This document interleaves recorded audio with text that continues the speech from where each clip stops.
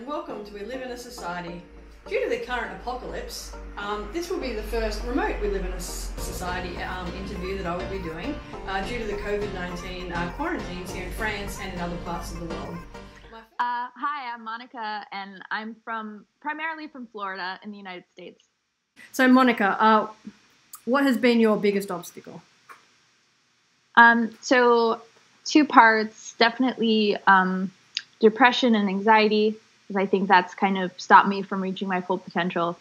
And then I also think the kind of financial state of things in the U.S., especially with the skills that I have, like teaching or, things that aren't as highly valued in a monetary way stateside, where I did a lot better when I was teaching in Korea, like monetarily, and then coming here, like the cost of living is much higher, but the pay is not much better. So that was definitely an obstacle. Did you consider staying in Korea long term? I did think about it, and I had plenty of friends that did, but I just was never, I had health problems too, and for some reason they were worse in Korea, and I'm still not really sure why. Maybe I was the diet, like eating too much meat or the spicy food, I'm not sure. But I was really sick a lot there, and I also just, it made me really anxious, like how hard it was to get home. Like I would stay the entire year, I wouldn't go home for the holidays or anything. And I think that just took a little too much of a toll on me to make it a permanent move. I had someone I was dating in Korea, and he said, if you decide to stay another year, I don't want to stay together with you. So basically, this was only a temporary thing, and if I extended my stay, like he didn't want to see it go any further, which that was really heartbreaking. But I understood why at the time. I didn't have very much culture shock, and they're pretty westernized there, and the differences that there were, I really kind of enjoyed, like the kind of formalness of it and ways. But one thing that really surprised me was when I first got there, I got a language exchange friend, and I lived by myself, which is really rare in Korea for like a single woman to be living by herself. And I'd literally only been there a week or two. I didn't understand the finer points of Korean culture. And so I was hanging out with my language exchange friend outside of the house. But one day he kind of insisted on walking me home, and I just bought a pizza. And then I felt really weird because here I was by myself with this giant pizza, and he had just walked me home. So I was kind of like, you want to come in and have some pizza? Well, so completely innocent in my eyes. But the next day we talked, and he told me I was cold. And I was like, hold on. His English wasn't that great. So I was like, maybe he doesn't realize this is a huge insult to an American woman.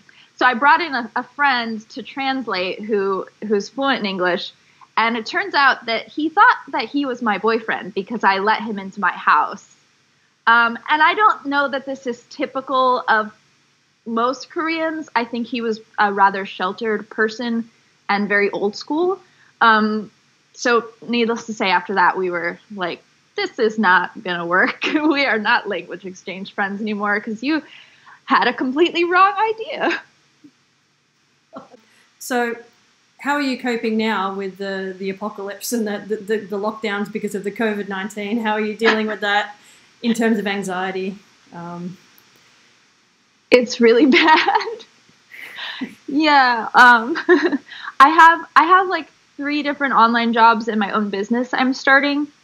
So what happened in the wake of quarantining is that all of my motivation, like I was taking acting classes. That's my biggest driving force. That's why I moved to Chicago.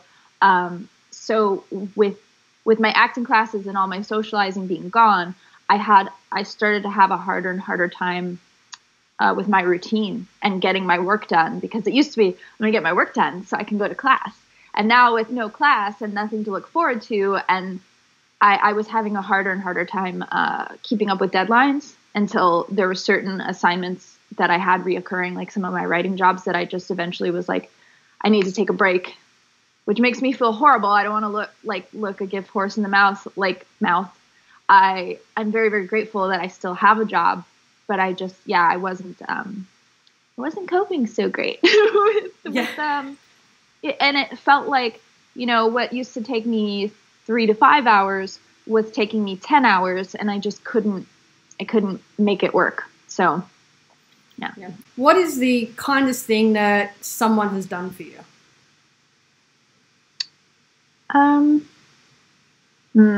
There's so many, and all of the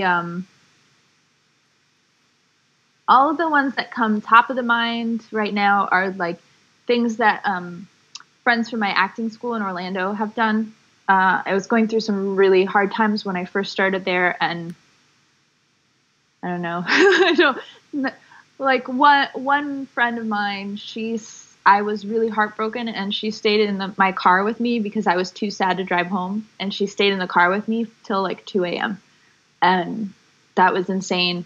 Other friends, like, moments where I've been sad, and friends I had were just like willing to be present and stay there with me and feel that with me. And another one that comes to mind is those prayer beads I talked about in that moment with the woman in Korea. They got stolen from my car, and they have like no monetary value whatsoever. I have no idea why someone decided to steal it, along with like a couple other valueless, very precious items to me. And I was just absolutely heartbroken. And this friend that I wasn't even like super close with, like we were friends, but he came to my birthday party, and he had brought me a set of Buddhist prayer beads. And I was just like, what? Like, it was just the sweetest thing. And so now they took up the place in my I had the mantle in my car. And so now it's in my room, so I don't have a car anymore. So his prayer beads are there with with all my other like precious things I tried to replace from what was stolen. As a friend, I'm very like present with other people when they're sad, and there to listen when they need me and not judge. You know, I've definitely, like, I've lost people that I cared about, a couple of friends pretty young. But I think that I'm pretty open with my feelings most of the time. So I don't think I have any major regrets as far as like not saying anything.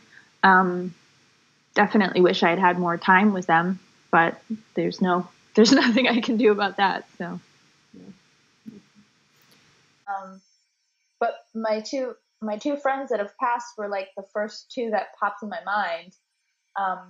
So Danny, who you knew, who we worked with at camp, she was like a big sister to me, and she was like always really supportive, and she was really there for me through a lot of my like depression. And she sent me some books to like help me read my way out of it. And she was really like the start of the journey to like pull myself out of that depression.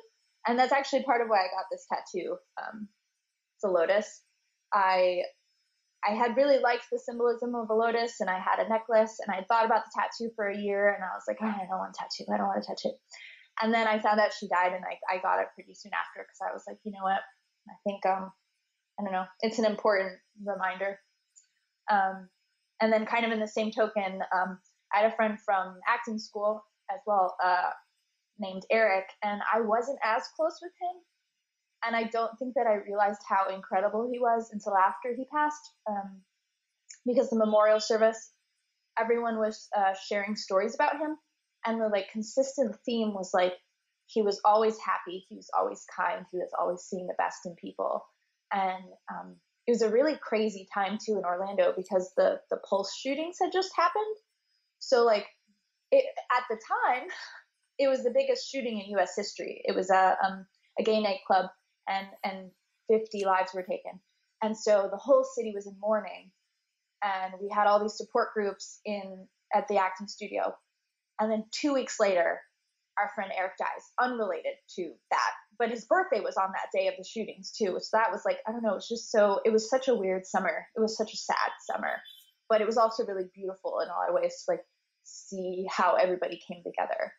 And so there was kind of something I admired about like all of Orlando in those moments where I was like, oh, this is a really beautiful city. And people are really coming together right now. So it was really nice. Yeah. Monica, what's one of your favorite memories?